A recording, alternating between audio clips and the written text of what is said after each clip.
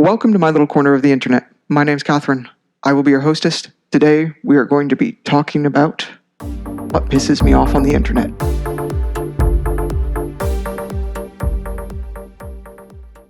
Welcome to day number, I don't know, of the quarantine. In week number, who really cares?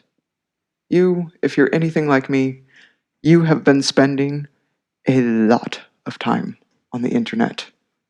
More time, in fact, than you should really be spending on the internet. Yes. And inevitably, you will run into an asshole. Yes, I said it. You'll run into an asshole on the internet. But there will be more assholes on the internet as the quarantine goes on. Because people are feeling powerless, and they need to take hold of any power that they can get. And unfortunately, that's the internet.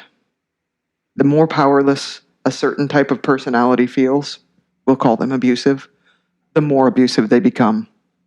Whether it to be their children, their wives, or random strangers on the internet. I guess that's the best that you can really hope for.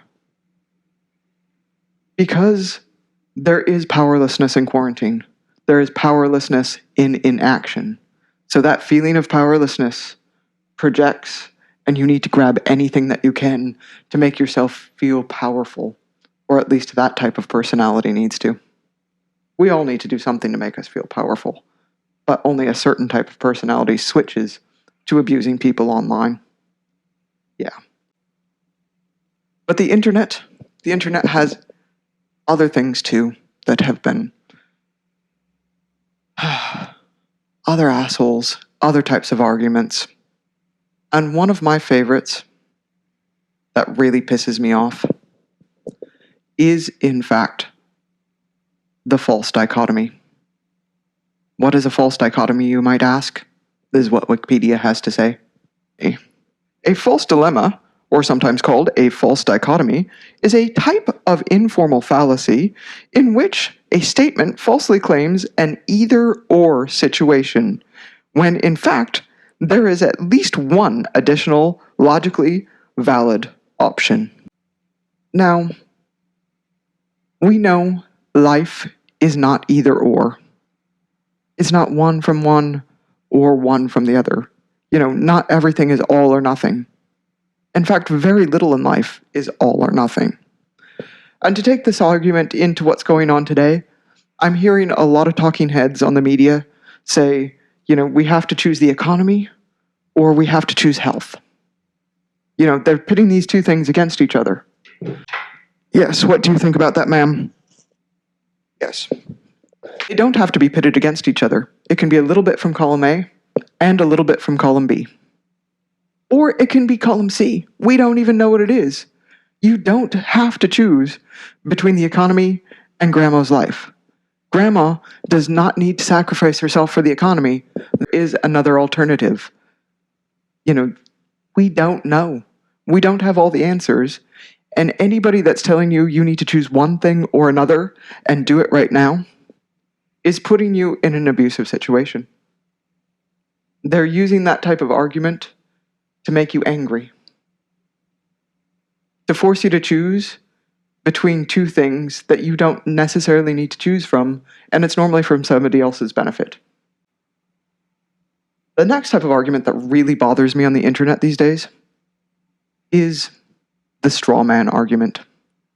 What is a straw man argument, you might ask? Here's what Wikipedia has to say. A straw man is a form of argument and an informal fallacy based on giving the impression of refuting an opponent's argument while actually refuting an argument that was not presented by the opponent. Now, the perfect example for this is the Black Lives Matter movement.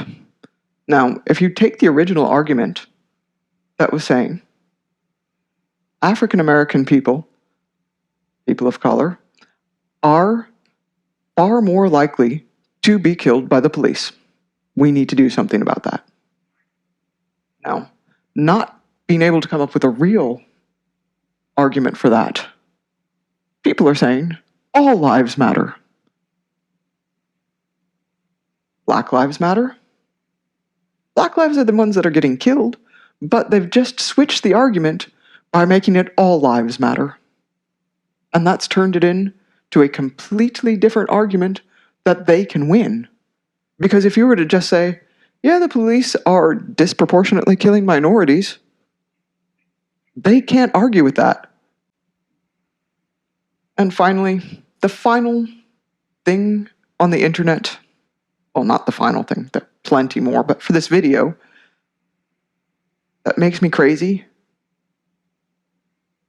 is people that say, we need to listen to all of the opinions. And normally, that would be true.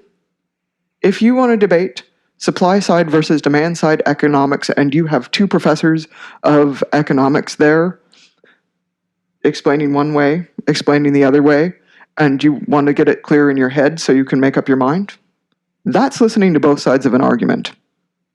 If you have two physicists and two geophysicists and one crazy man that's saying the earth is flat and all of science basically saying the earth is round, you do not need to give equal weight to those arguments. And if you've made it this far, thank you for watching. It's much appreciated.